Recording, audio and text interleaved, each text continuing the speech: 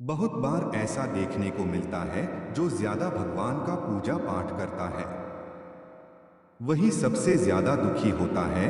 जबकि कोई नास्तिक आदमी जो भगवान को नहीं मानता कभी पूजा पाठ नहीं करता, कभी संतों का संग नहीं करता, वह सबसे ज्यादा सुखी जीवन जीता है।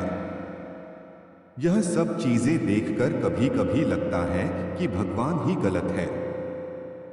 पूजा पाठ करने वाले लोग दुखी क्यों रहते हैं? भगवान का न्याय ही गलत है या कोई कहानी नहीं?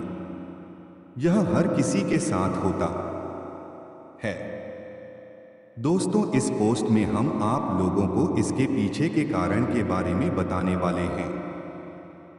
भगवान श्री कृष्णा ने स्वयं इसका उत्तर दिया है कि आखिर ज्यादा पूजा पाठ करने वाले लोग दुखी और परेशान क्यों रहते हैं।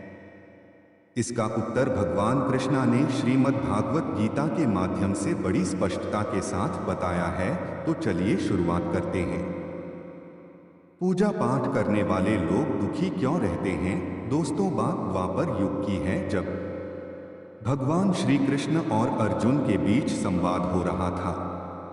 तब अर्जुन ने भगवान श्री कृष्ण से पूछा कि माधव, जो लोग ज्यादा पूजा पाठ करते हैं वह ज्यादातर दुखी और परेशान क्यों रहते हैं? इसके पीछे कारण क्या है? जबकि वो लोग जो भगवान का नाम ही नहीं लेते, भगवान का स्मरण भी नहीं करते, वह लोग हमेशा गलत कार्य करते हैं। उन लोगों को जीवन में सुख मिलता है। इसके पीछे का रहस्य मुझे समझाने का प्रयास करें। तब भगवान श्री कृष्ण ने एक छोटी सी कहानी के माध्यम से अर्जुन को इसका उत्तर दिया। जानते हैं उस छोटी सी कहानी के बारे में? भागवत गीता के अनुसार से ज्यादा पूजा करने वाले लोग दुखी क्यों रहते हैं। एक गुरु के दो शिष्य थे। दोनों ही पढ़े लिखे और विद्वान थे। दोनों में सिर्फ फर्क इतना था कि एक भगवान को मानने वाला था और दूसरा भगवान को ना मानने वाला था। नास्तिकता एक ऐसा था जहां पर भगवान की कथा होती थी, जहां सत्संग होता था, जहां भजन होता था, वहां दौड़ा चला जाता था और भगवान की पूजा पाठ करने लगता था। दूसरा शिष्य इन सब चीजों से काफी दूर था। वह शराब पिया करता था, वेश्याओं के यहां जाया करता था। सारी बुरी आदतें दूसरे शिष्य में थी। एक दिन क्या हुआ कि जब वह शिष्य शराब पीकर अनाप शनाप बोलते हुए रास्ते में चलते हुए अपने घर को जा रहा था, अचानक उसको रास्ते में पैसों से भरा एक बैग मिल जाता है। उसकी खुशी का ठिकाना नहीं रहता। वह जोर जोर से चिल्लाते बताता है, आज मुझे पैसों से भरी भेंट की थैली मिल गई है। मेरा जीवन सफल हो गया। इन पैसों से अपने जीवन की आवश्यकताओं की पूर्ति कर लूंगा। वही दूसरा मित्र मंदिर से भजन करते हुए अपने घर को जा रहा था। अचानक उसकी पैर में बड़ी कांटी चुभ जाती है। रक्त निकलने लगता है।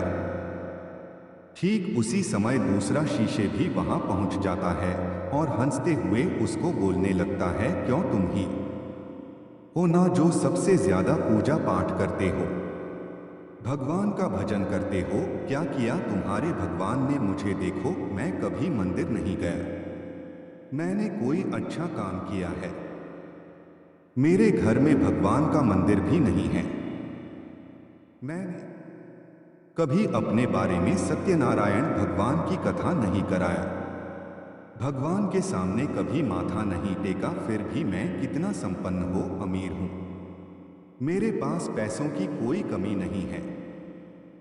सबसे ज्यादा सुखी जीवन में ही जी रहा हूं। अच्छे शिष्य को उसके बाद चुभने लगी।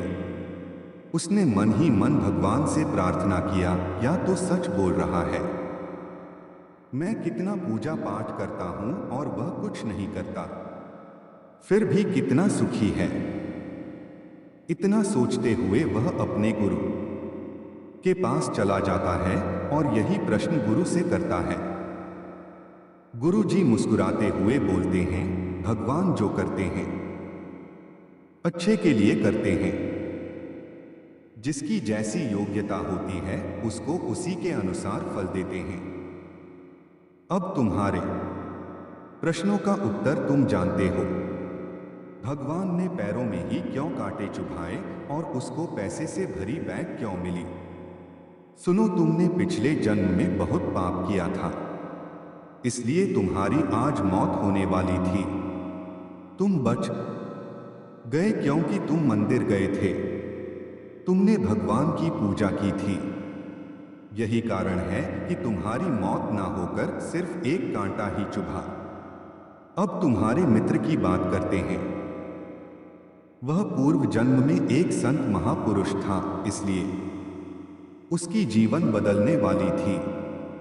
करोड़ों की संपत्ति का मालिक बनने वाला था, मगर इस जन्म में उसने कोई भी अच्छा कार्य नहीं किया।